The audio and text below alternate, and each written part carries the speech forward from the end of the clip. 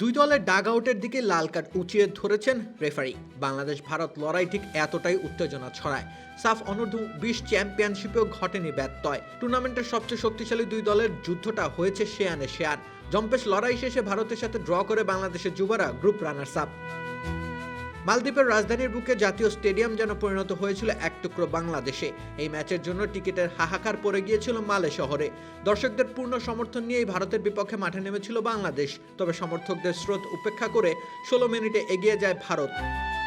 Corner kick থেকে দারুণ হেডে গোল করেন বিশাল যাদব। মর্যাদার এই লড়াইয়ে সমতায় ফিরতে মরিয়া হয়ে ওঠে মিঠু চৌধুরী ও তার দল। উত্তেজনার পারদ হয়ে যায় আকাশচুম্বী। মাঠ ছাপিয়ে ডাগআউটেও ছড়িয়ে পড়ে উত্তেজনা।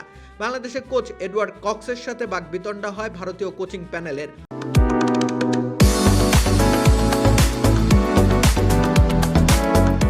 অগত্যা পরিস্থিতি ঠান্ডা করতে লাল কার্ড উঁচিয়ে ধরেন রেফারি।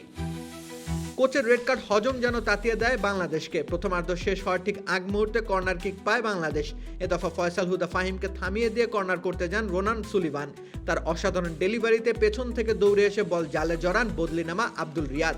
উল্লাসে ফেটে পড়ে মালের জাতীয় স্টেডিয়াম। ম্যাচ ফেরে সমতায়। এক গোলে সমতা নিয়ে দুই দল যায় ড্রেসিং রুমে। প্রথমার্ধের পর দুই দলই আপ্রাণ চেষ্টা চালিয়েছে ম্যাচ নিজেদের করে নেওয়ার, কিন্তু যথার্থ আক্রমণ সাজাতে ব্যর্থ হয়েছে দুই দলের খেলোয়াড়রাই। শেষ অবধি আর কোনো দলই গোলের দ্বার উন্মুক্ত করতে পারেনি। তাতে করে সমতা নিয়েই মাঠ ছেড়েছে দুই শিরোপা প্রত্যাশী দল।